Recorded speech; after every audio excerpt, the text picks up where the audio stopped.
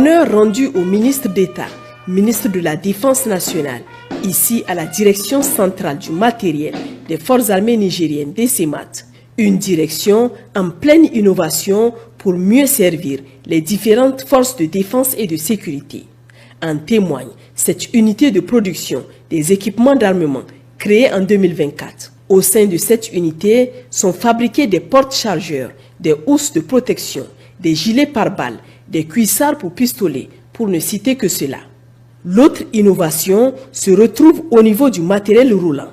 Moto adaptée avec 2 combattants, tricycle avec armement monté pour des assauts rapides dans des zones difficiles d'accès aux véhicules, camions modifiés et blindés avec système de protection, Tamgak conçu par une société nigérienne pour les forces spéciales.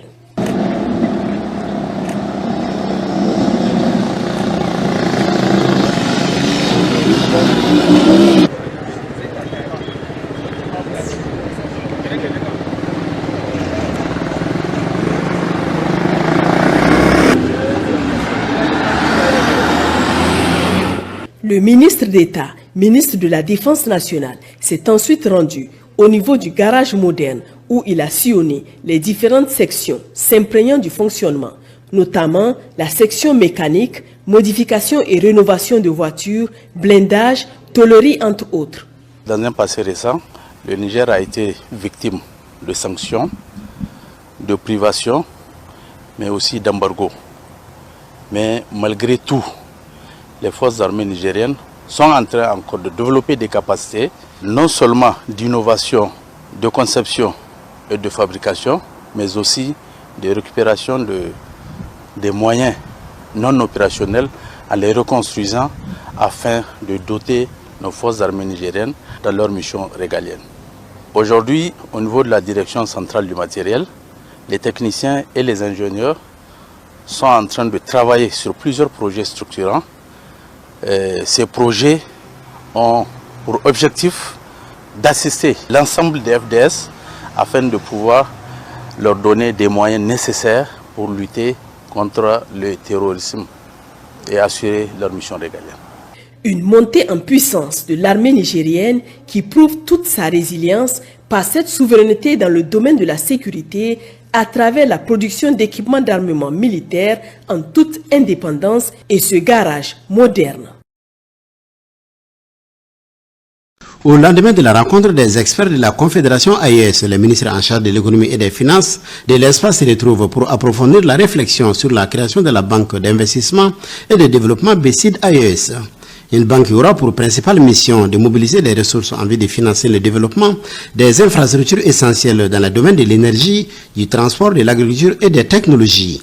Notre conviction est que aujourd'hui, personne ne peut nous convaincre que pour un espace qui a plus de 2,7 millions de kilomètres carrés, avec plus de 75 millions d'habitants, dont plus de 25%, plus de 75% plutôt sont composés de jeunes, le potentiel que nous avons en termes de ressources stratégiques, que ce soit l'or, que ce soit le pétrole, que ce soit l'uranium, que ce soit le manganèse, que ce soit le zinc, que ce soit le lithium, avec toutes ces richesses, toute cette volonté et le leadership fort que nous avons à la tête de nos 3 États, nous sommes convaincus que nous pouvons aller de l'avant. Donc aujourd'hui, nous marquons notre engagement à encore faire plus pour que les rêves de l'AES puissent être une réalité à travers donc les actions concrètes qui vont être menées, notamment sur les questions de la création de la Banque confédérale pour l'investissement et le développement, qui va donc porter les projets stratégiques en termes de développement d'infrastructures, de projets et programmes structurants au profit de l'AES. La création d'une banque au sein de la Confédération s'inscrit dans le cadre de la mise en œuvre du pilier développement de la Confédération. Nos 3 chefs d'État ont eu la lumineuse idée de créer cette confédération. Derrière eux, les peuples de ces 3 pays. Le destin qui nous réunit fait qu'aujourd'hui, nous n'avons pas d'autre choix que de poursuivre ce chemin dans les pays où Allah a enfui des richesses. Il faudrait, après avoir défendu le destin de nos 3 États, faire en sorte que ces richesses soient exploitées. Pour cela, il faut un instrument.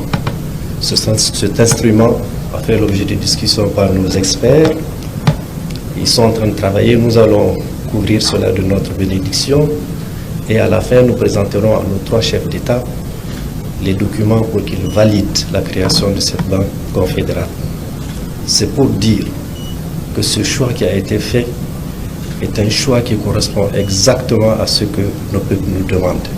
Après avoir transmis les chaleureuses salutations du président de la transition, le général d'armée Assimi Goïta, président en exercice de la Confédération des États du Sahel aux délégations du Burkina Faso et du Niger, le Premier ministre chef du gouvernement a expliqué la symbolique de la tenue de la rencontre du jour. Aujourd'hui, nous écrivons encore une page de l'histoire de la Confédération des États du Sahel en conviant les ministres en charge du pilier développement à une large concertation portant entre autres sur l'examen du projet de création de la Banque confédérale pour l'investissement et le développement BCID-AES.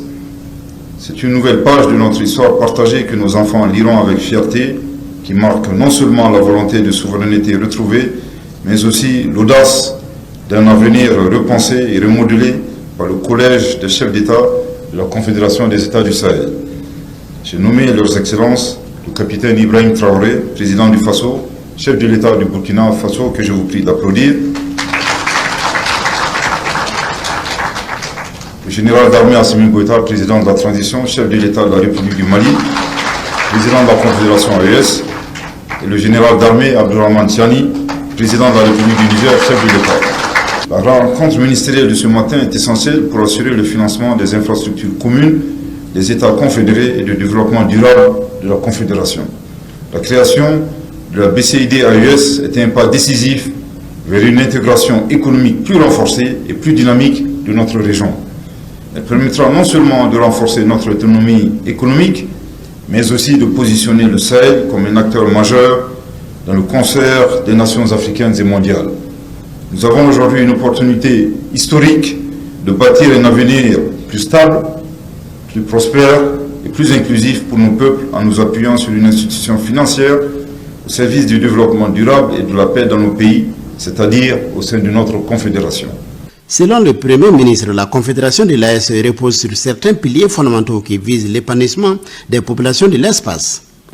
La défense collective, nous ne tolérons plus que nos territoires soient le théâtre d'actions déstabilisatrices, fomentées notamment de l'extérieur par la mutualisation de moyens de défense. Nous garantissons la paix et la stabilité au sein de notre espace confédéral.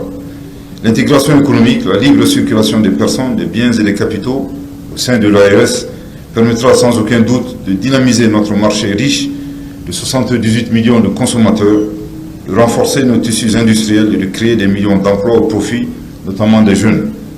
La souveraineté financière, le développement de mécanismes financiers propres à notre confédération marque la fin de notre dépendance en termes de financement recherché à l'extérieur, avec des conditionnalités qui affectent négativement la souveraineté de notre confédération. L'identité culturelle et éducative, nous allons promouvoir nos langues nationales, nos savoirs ancestraux et notre histoire commune pour que chaque citoyen et chaque citoyenne puisse se reconnaître dans l'AES. La Confédération des États du Sahel suit allègrement son chemin au gré de l'évolution du temps et des changements géostratégiques. Les conclusions de la rencontre ministérielle seront soumises au Collège des chefs d'État de la Confédération. Déjà dans la matinée, le Premier ministre, ministre de l'administration territoriale et de la décentralisation, le général de division Abdoulaye Maïga avait accueilli son homologue nigérien à l'aéroport international de Modibo Keïta de Bamako-Sénou. On notait la présence de plusieurs membres du gouvernement, des autorités administratives de Bamako et la communauté nigérienne vivant au Mali. Les deux personnalités ont eu un premier tête-à-tête dans les salons de l'aéroport.